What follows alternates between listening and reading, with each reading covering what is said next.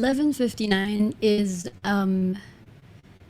the realization of a vision. Like yung sinabi nga ni Sir Jonathan kanina, parang after my X Factor 2012 stint, the dream was always to go international. The dream was always to represent the country in the world stage of music.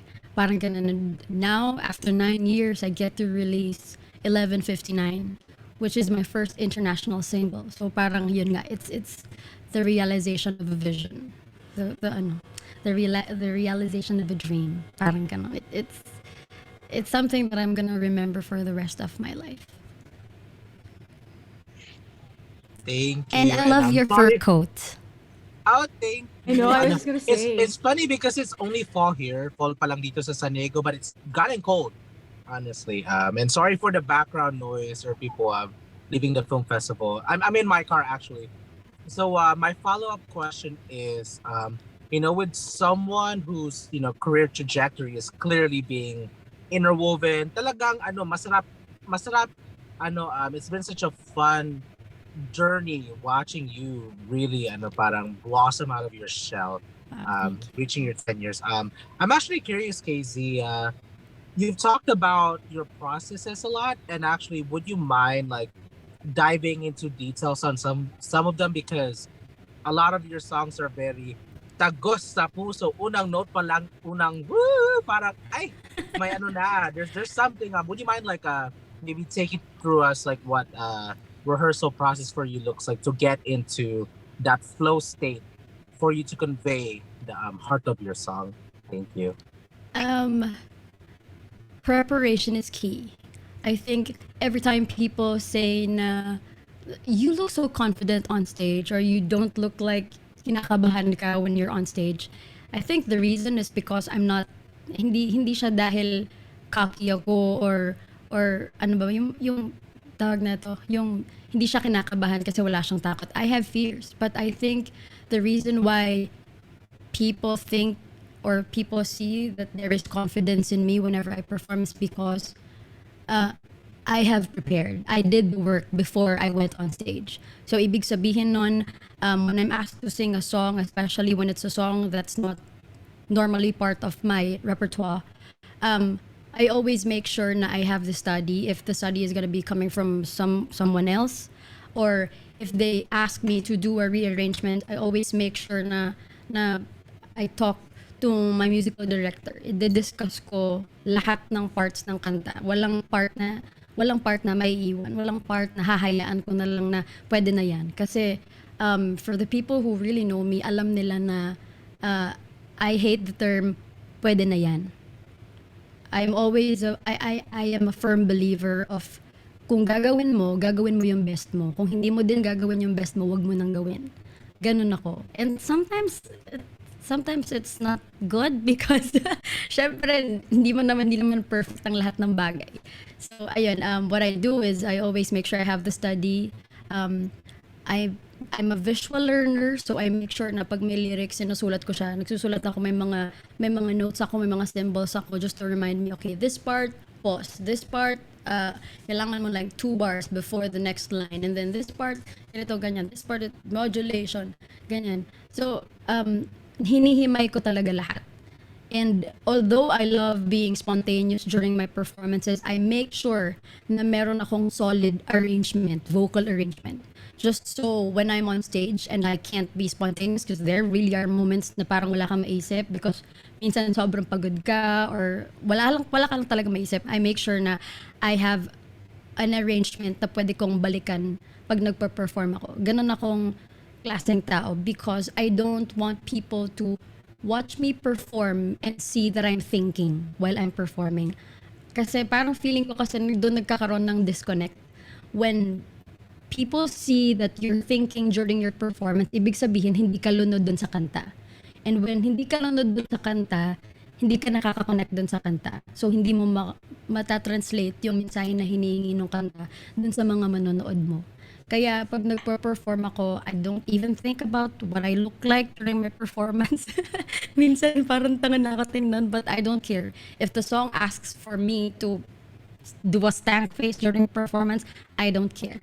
Ganun akong klaseng performer. So, yun siguro, yun yung process talaga. Preparation is key.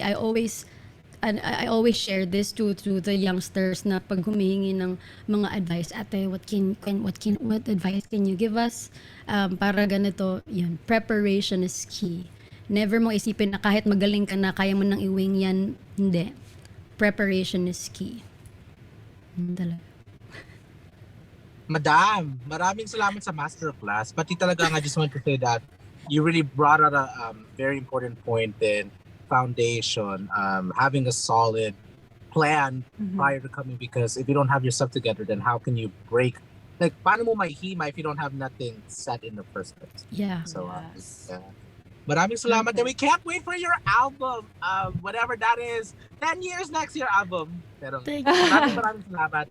And congratulations again in advance, and have a good day. Have a good day, everyone. Thank You you. too. Thank you Thanks so for much, your time. Adrian. Enjoy Thank the rest of you. the festival. Yes, Salamat. enjoy. And With stay the warm floor. in your fur coat. Yes, Take care. exactly. Thank I you will. so Thank you, much. everyone. Thank you. Take care. But let's keep the ball rolling. Casey, let's get to our next question coming from Albert Pataclan from TFC News from LA. Hello. Hi, Sam. Hi, Casey. Hi, how are you? I'm doing well, thanks. Listen, I listened to your song maybe 5 to 6 times all day. I was driving around the freeways. I couldn't stop listening to it. And let me tell you why, because I feel like I'm in bed with you guys. And I really want to hurt the guy that was about to hurt you within that minute. The reason why I'm saying this is because I think what sets this song apart, and this is of course my opinion, is that your emotions were so raw. It's like a cauldron of emotions that's swirling. The frustration I felt, the anger I felt, the loneliness, the sadness, and just the breakdown of it. How do you get to that emotional point?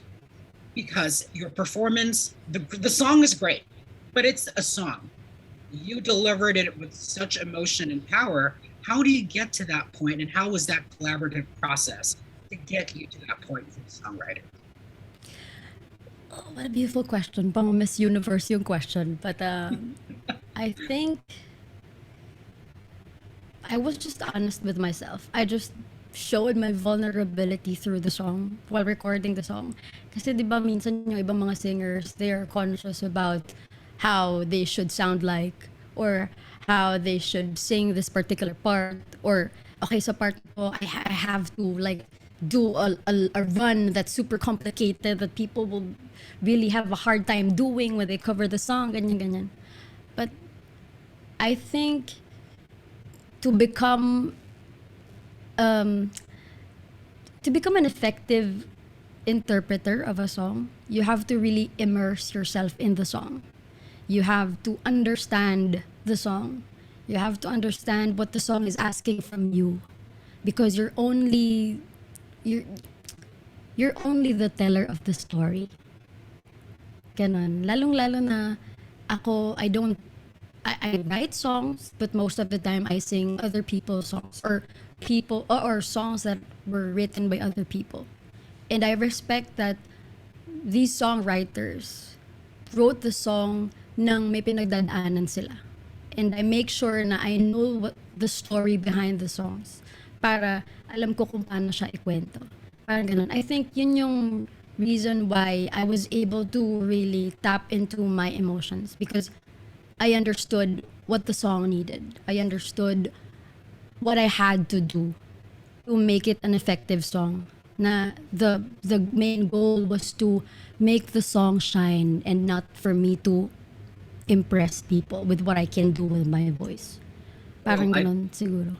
I think impress is, people are impressed with the way that you sing, how you've been writing your own career, the story of your career. And you've been knocking on a lot of doors internationally. You've been opening a lot of windows. But I think, why do you think now is the time that you're going to break down the door for you to shine through as an international star? And you know that timing is everything. Why is this your time? The pandemic made me realize that tomorrow is never promised. So if I can release the song today, I will.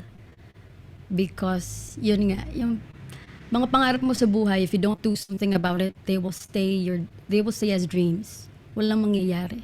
So I'm just thankful na ABS-CBN, Tarshir, my ABS-CBN music family, my managements were very supportive in that despite the challenges and the restrictions of the pandemic, they made sure na ma-release namin yung kanta. Yun, Very much. I appreciate it. emotional. Congratulations, and thank you for being so raw and emotional with me. Thanks. Thank you so Aw, much for your wonderful Thank questions. you. Thank you so much, Albert. Take care over there. Take care. But next up, let's get to Danielle Domingo from Mix Global. Hello. Hi. Hi. Hi, Casey. Hi, Sam. Greetings from Northern California. Hello. So, with 11:59 being your first international single, do you also plan on touring internationally? And can we expect more tracks coming out soon? Because when I was listening to 11:59, I just wanted more and more and more. It was on repeat the whole day. So, Wow. what can we expect? Of course, there will be more tracks coming. I know when I went to LA for the recording of 11:59, I also recorded a bunch of songs. So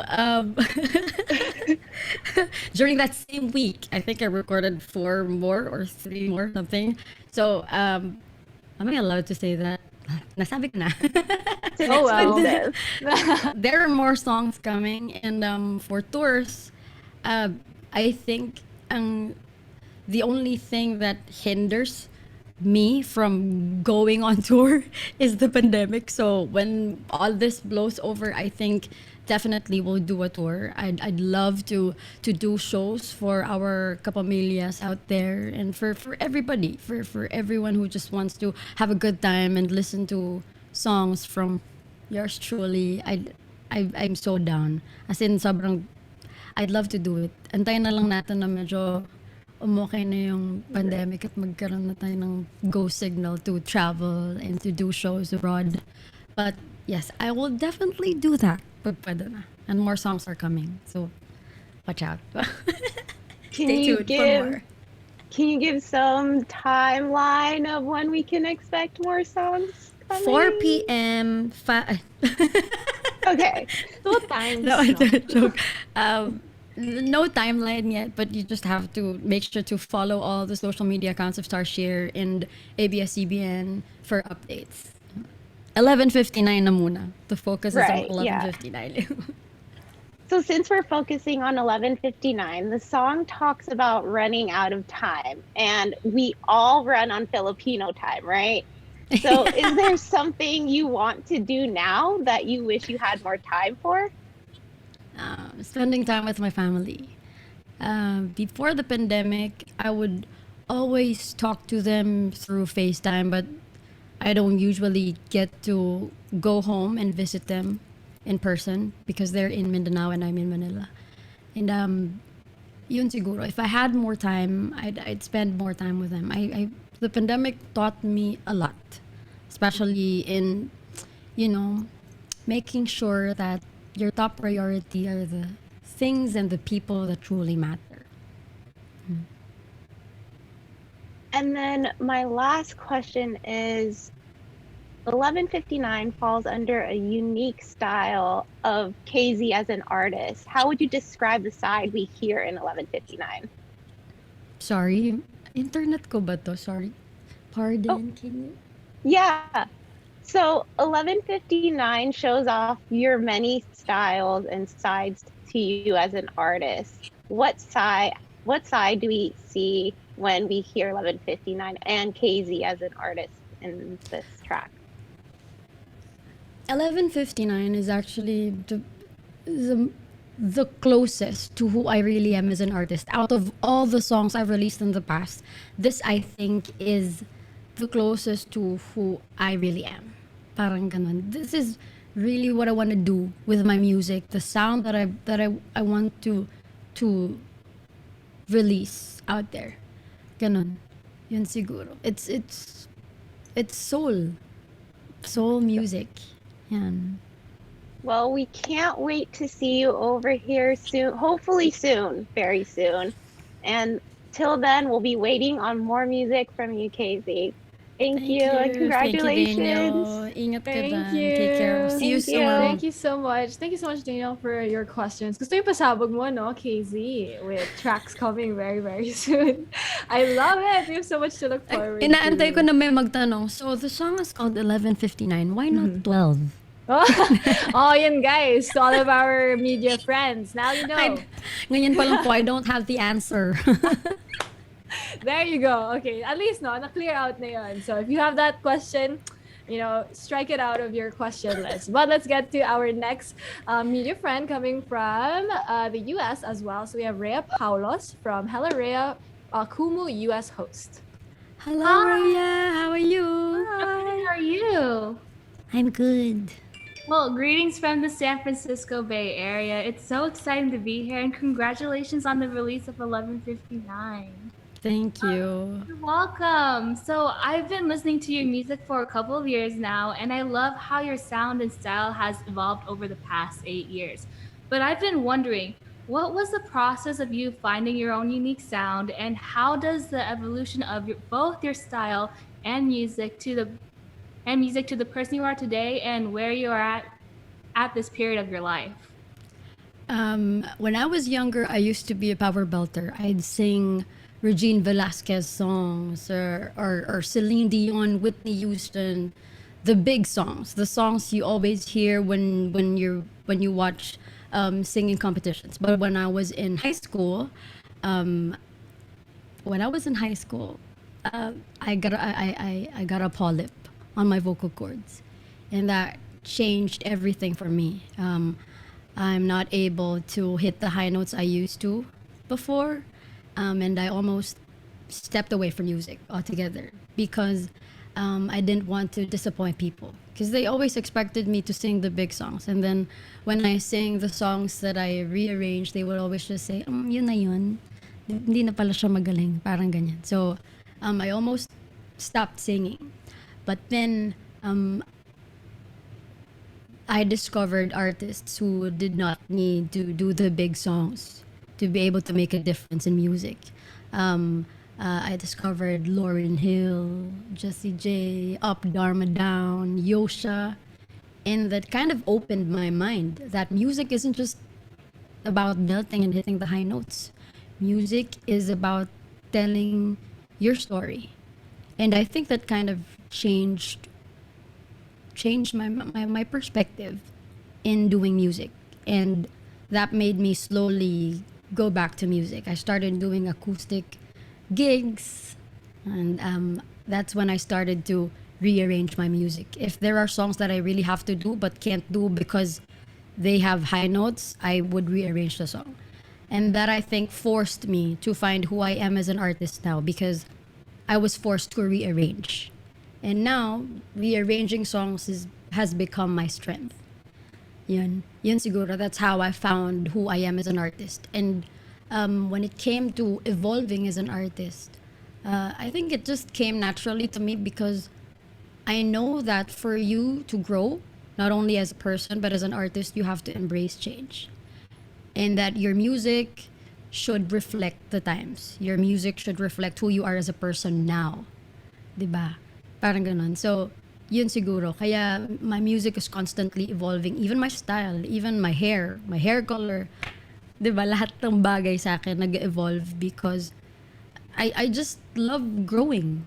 Well, I'm not able to grow now physically, but I love growing as a person. I love to see what I can become in the future if I just open my heart to everything, to all the possibilities. Ganun. Oh my gosh, I love that so much. Wow. Like I stopped growing too, so it's okay. Like we'll grow together. It's so clever how the song is titled 11:59. But like as a recent graduate myself, I correlated with a deadline to turn in assignments, but I never thought of it as a deadline to share your feelings with someone. But I feel like everybody needs that. Everybody needs that in regards like to relationships. But when performing 11:59, how did you envision the song motivating or pushing listeners to confront people or situations they hope to gain clarity from?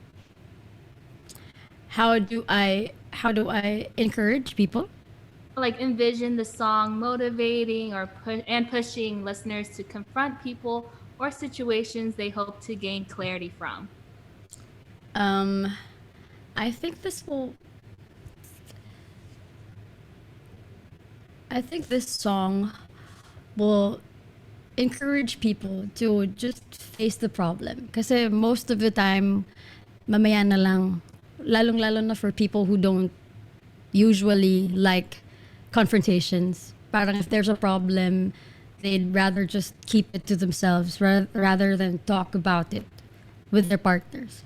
But for this song, yung babae, well, for me, dun sa song, yung character ko, just wanted to clear things up na. If are we moving forward?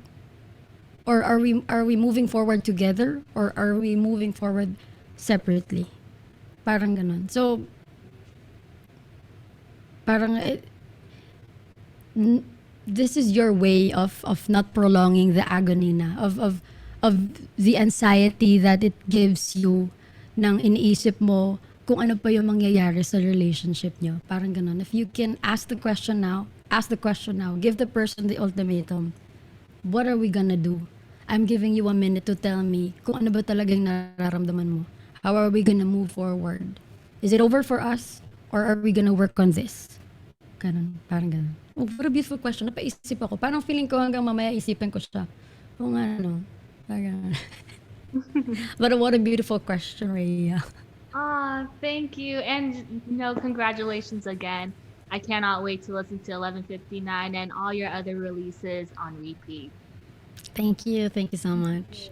Thank you. Thank you, Rhea, so much for your questions for KZ. But yeah, I was thinking about it. I was like, No? that is a new perspective, no, to the song also. But, that's what our media friends are here for. They make us think and they make us, reflect talaga on 11:59 as a whole. So let's let's keep the ball rolling. Next up, we have Von Belinario from One News Philippines. Hi, Casey! Hello. Maayong hapon, guys! Maayong hapon. Taga Pilipinas na, Jude. Oo. Ang sarap sa feeling, no? Parang because of the MediaCon, we feel like we get to travel online. True. Parang San Diego, Los Angeles, Northern California. Let's go. Ben, balik sa Pilipinas. Yeah. Casey, aside from 11:59, congratulations, no? Pero I would like to greet you. Happy anniversary. October 2012 ka nanalo sa X Yes. Factor Philippines, our first ever X Factor Philippines grand winner. Casey, 9 years na. How do you see your growth in the industry looking back?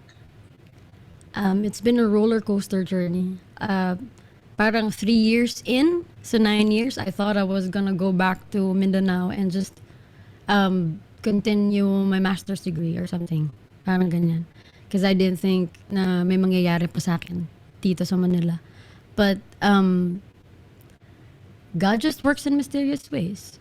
Yung mga opportunities na para pala sa'yo na akala mawawala na ay nandyan lang pala.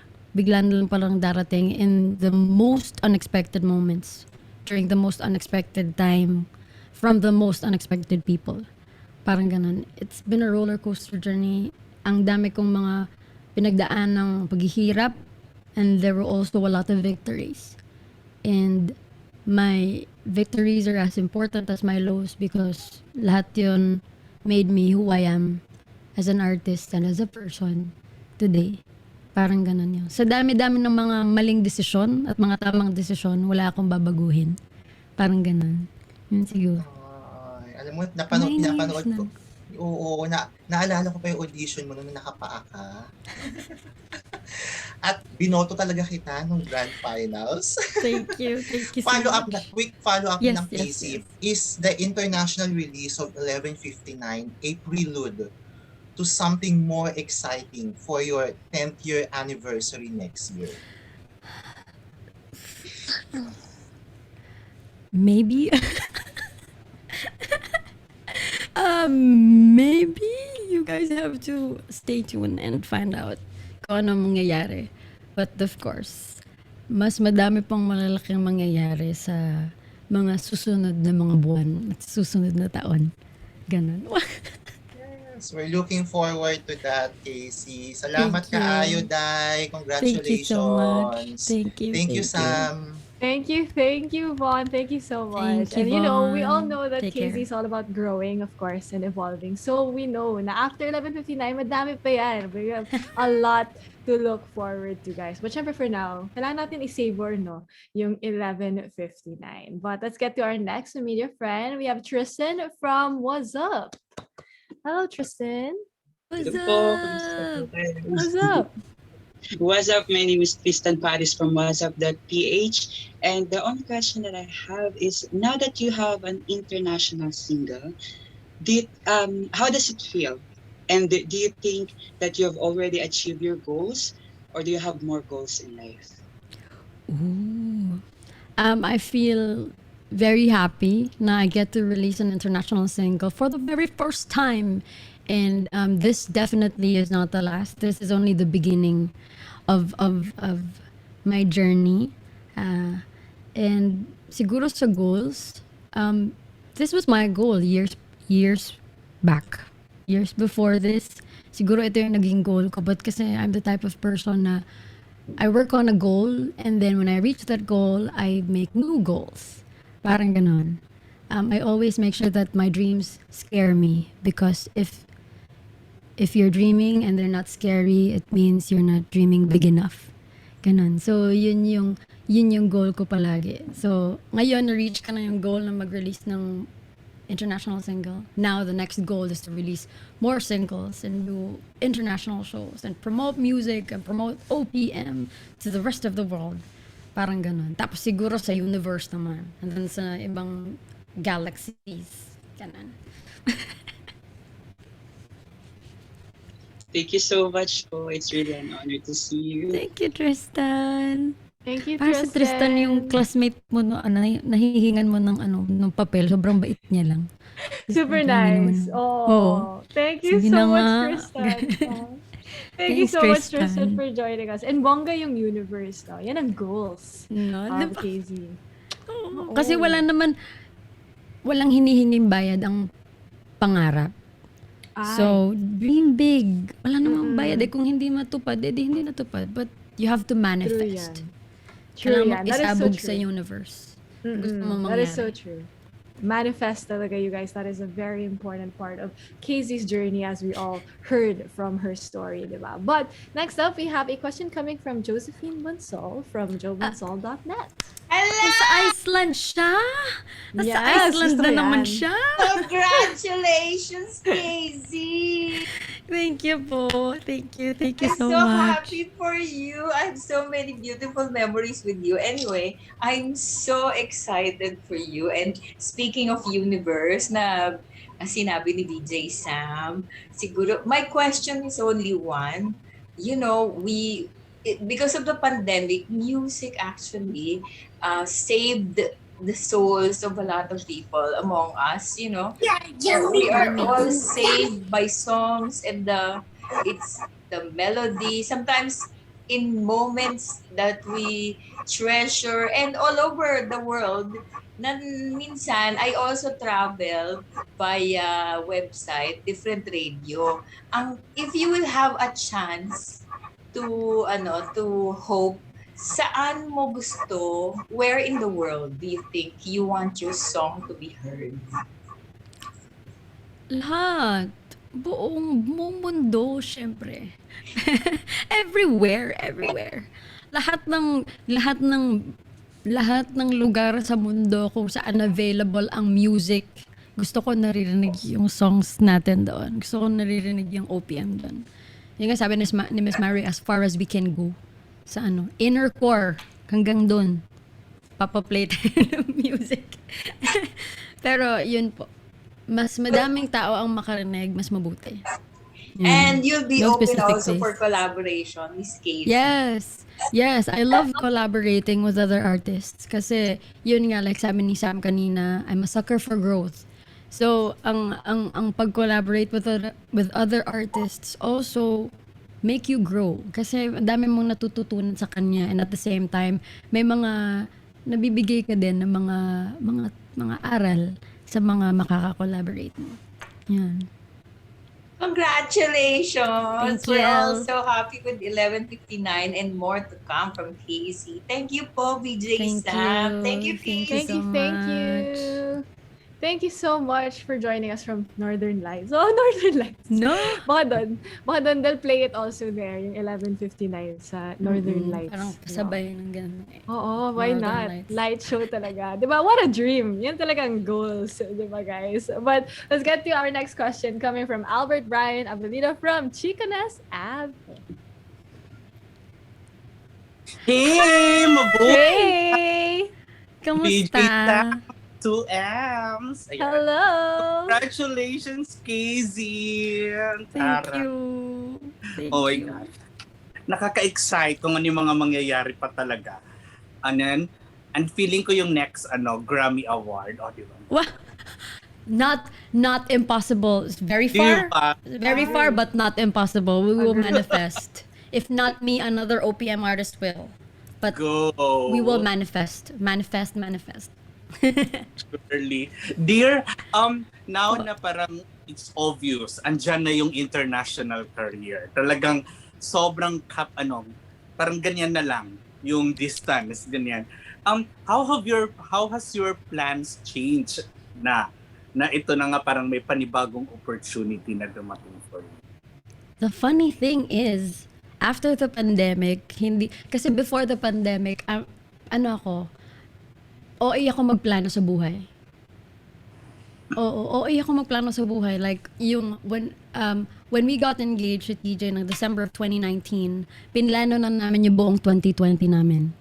Kung anong mangyayari sa January hanggang December. But because of the pandemic, parang lahat ng plano na yon went out the window.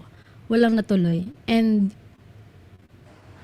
yun yung parang nagturo sa akin at nag-remind sa akin na minsan, dahil masyado ka nagpaplano for the future, na nakakalimutan mo nang i-enjoy yung present. At nakakalimutan mo na kaya siya tinawag na present because it's a present, it's a gift. Parang Correct. ganon. So, siguro, nag-change yung mga plano. Oo, may mga plano-plano, but now I'm more open-minded that not everything will go according to my plan. There is somebody up there whose plans are greater and better than mine. So, nandun ako ngayon na, okay po, sige, gagawin ko to. If it won't work, then it won't work. But at least I'm gonna try. Parang ganun. Mas ganun ako ngayon.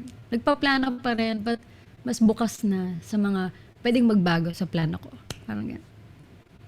And dear, follow through lang kasi di ba Yes, parang yes, earlier yes. we're saying na parang part talaga ng goal is to release an international single, ganyan. But from your end, how was that goal look like before and now na ito na malapit na yung katuparan ng mga pangarap? Natupad na actually yung pangarap.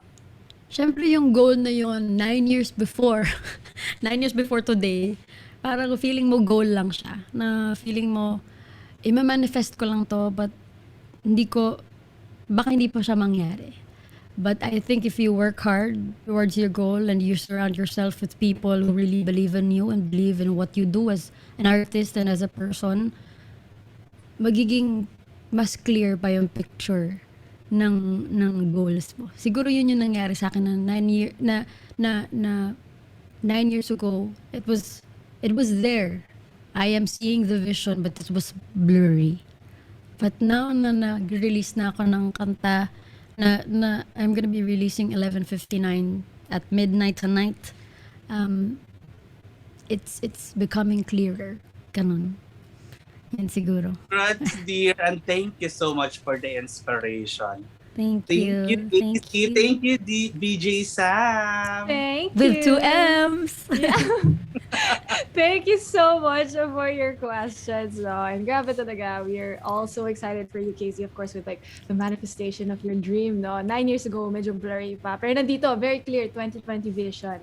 Pero seriously, 2021 vision kasi 2021 na ngayon. But super, super exciting that it's finally here. But let's get to our next question coming from Alfred Aaron Mallet from What's Up? What's up, everyone? Hi, Miss What's Casey. up? Hi, Miss Hi. Sam. So before Hi. I start, So sabihin na tama yung sinabi ni Sir Albert na nakaka-excite talaga, Miss Casey.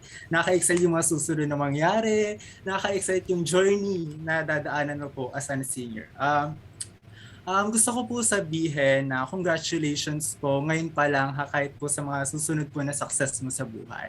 And well, dumako na po tayo sa question ko. For my question, tuwing binibigas niyo po yung lyrics ng kanta, na-challenge ka pa po ba na iparating sa mga listeners or sa mga nakikinig ng kanta yung emotions na dapat nilang maramdaman? In what ways po? Or yeah, tama. Dati siguro. Dati nung parang feeling ko as a singer, kailangan pinagdaanan mo talaga yung kakantahin mo para makwento mo siya ng maayos. Kasi parang ganun ko dati. Hindi kasi ako makarelate dun sa kwento, kaya hindi ko siya makwento ng maayos. Parang ganun. But siguro now that I've gotten older, maka-older, ang tanda. Yun nga, parang na-realize ko na I am only the storyteller. And it's not always my story. Parang ganun. So, siguro ngayon, may mga konting challenges, mga technical challenges pagdating sa recording, parang ganun. Pero, pagdating sa challenge in interpreting the song emotionally, parang, hindi masyado. Kasi na-enjoy ko. Na-enjoy kong magkwento ng kwento ng ibang tao. Minsan, kwento ko din. Yun, na-enjoy ko. Tapos kasi, syempre, after ko na may kwento, bahala na mga tao mag-receive ng kwento. Bahala na sila kung magugustuhan nila or hindi. But my job is only to tell the story. And it might not be your story, but it could be someone else's story. Opo. I really do agree that para maparating mo sa mga audience mo yung gusto mo i-feel is dapat pinagdaanan mo talaga. And of course, it's a great privilege din po na maging taga-kwento ng buhay ng ibang tao. Follow-up question ko lang po, Miss Casey. How does 11:59 help you as an artist or singer po? It helps me a lot. Kasi syempre, yun nga po, sinabi ko kanina, this has been my dream all along. To be able to... Is it raining? It has been my dream to be able to release a song like this. So, sobra akong happy na I finally get to do it. I finally get to release the song na I've always been dreaming of. Nung bata pa lang ako. Parang ganun. Sorry, sobrang okay ba nung ng ulan. But thank you, Lord, for rain. It means it's blessing pouring upon all of us. True that. Yun lang po. Thank you, Miss Casey. It's a great privilege to have a conversation with you po. Thank you so much. Thank you, Alfred. Thank you, Alfred. Thank you so much, Alfred. But last but not least, let's get to our last question. Like I said, coming from June Rigonan from Rated J Singapore. So I also think this is a question for Chris. So Chris, if you are still there, please join us. Hi, good afternoon. Hi, hi. Hi, Casey. Hi, good afternoon, dyan sa Singapore. Yes, good afternoon. Congratulations. I can imagine how great you've done in this single. Kasi knowing you from my previous interview with you noon na sabi nga ni Sir John na sobrang perfectionist mo as an artist. So I know that you've raised the bar again and we can't hear you in a full international album na talaga. So congratulations. And I also can't imagine kung ano pa ba yung natutunan mo, no? Ano pa ba yung kailangan mo matutunan pagdating sa international recording? Kasi nga, iba na naman yung standard mo. Kumbaga, yung caliber mo as a singer, parang it's a long overdue talaga for an international song. Right? So, yun. Congratulations, Casey. Alright. Thank you. Ang question ko siguro kay Sir Chris. Chris, why did it take 2 years of the song to be released? Kasi parang, di ba parang ang tagal na for the song to be released? Super tagal, yeah. I ask that question to myself sometimes. It's because, well, number one, the pandemic. Like as we were starting to put together release plans for this. In fact, I think we had even scheduled the music video shoot in March 2020. Correct me if I'm wrong. And then literally like the week that it was supposed to happen, the pandemic hit. And so we had to, Zoopraxy, that concept, they presented it to us originally in Feb 2020, I think. So we were all ready to go, and then we just had to pack it up for like 18 months. And then we got to a point where you know, from there it's managing the pandemic, and then Casey has other releases too, so we had to gel with the other release schedules, and then it finally got to a point this year when we're like, okay, I think we can do this, and we revisited the plan from Zoopraxy, and I'm so glad everyone was, you know, all the plans still happened. I hit like 2 years later, so it's a testament to everyone's effort, honestly. But were there any changes between these 2 years, or it's still the original version from Of the 2019 song and the music Of the video, song. it's the same. of both? It's the same. I think what's changed is all of our experiences and our life outlooks, but the rollout is the same. And we hope to have. We might be doing this in person had we been doing it, I don't know, 2 years ago. I guess that's different. Well, I hope that we would see Casey more in international guestings, not only in Philippine media but also international media. Sana, no. I All have no right. doubt. Yeah. Anyways, congratulations to the whole team, especially to Casey. Congratulations, Casey, and we can't wait to really see you in your full album. All right. Thank you very much, everyone. Thanks, Sam. Thank you, Thank you Jude. so Thank you, much. Thank thank you you. so much. And actually, that rounds up all of our questions from our media friends. But of course, shout out to everyone here in the media for joining us to celebrate the release of 11:59. But shout out, of course, to Chris, but also to Sir John for joining us a while ago. Sir Jonathan, thank you so much for joining us, and of course, KZ for being so generous with, of course, your talent, no, but also sharing your story and all of your learnings throughout this whole process. But before we all go, I think it's time that we all take a photo together to commemorate this beautiful day celebrating 11:59. So guys, do not be shy. Turn on your cameras. Come on, show your beautiful faces for everyone so that we can all take a photo together. Yes, huwag na kayo mahiya. Come on. Wow. Nandito na tayo, guys. So don't be shy. Let us all take a photo together. There you go. Okay. So we'll just wait a little bit. Okay, there you go. Okay, so we have a lot of people with their cameras on. Let's just take a photo real quick. 1, 2, 3. Yay. Okay, switch up your pose. One more. 1, 2, 3. Yay! Thank you so much, everyone, for joining us, of course, here today for the Global Media Con for KZ's 11:59. I mean, we did get the exclusive preview. I know you're all really happy about that, but don't forget to stream 11:59 on all digital streaming platforms coming out this October 22 later on tonight. And also watch out for the music video for 11:59 same day tomorrow at 11:59 a.m. So I know you guys aren't going to forget what time that is, but once again, 11:59 on the Tarshi Records YouTube channel. But thank you to all of our media friends. KZ, before we go, do you want to say thank you to everyone as well? Thank you so much, everybody. Thank you so much for your time. Thank you, my ABS-CBN family. Of course, VJ Sam with 2Ms. Thank you for your time, for hosting today's MediaCon. Maraming salamat sa lahat po ng mga kapamilya natin sa media na kami from different parts of the world na iba-iba ang oras na sinamahan tayo ngayon. Thank you everyone. Thank you Chris, si Sir John, lahat na Mary, Isa sa background na kanina pa actually matagal ng aligaga para sa lahat ng mga kailangan namin gawin. My management, of course, Star Magic, Cornerstone, nandyan din yung handler ko. Maraming salamat guys, ABS-CBN Music, Tarsier, for making this possible. I can't wait for everyone to hear what we came up with, and yun, maraming salamat. There you go, you guys. And I think KZ said everything. Just thank you to everyone who joined us here to celebrate, of course, the release of 11:59. Do not forget to stream and watch the music video coming very soon. Actually, sooner than soon. That's going to be later on today. So thank you so much to everyone, all of our media friends who are here with us asking their questions, and of course to KZ, everyone behind 11:59, like Chris, Sir Jonathan. That was so amazing to have everyone here today to celebrate 11:59. So thank you, everyone. I hope you all have a great day ahead of you and an even better weekend upon us. So thank you, everyone. Thank you guys. Thank you so much for your support. Thank you, KZ. Most of all. Thank you. Thanks, Chris. Thank you, everybody. Thank you.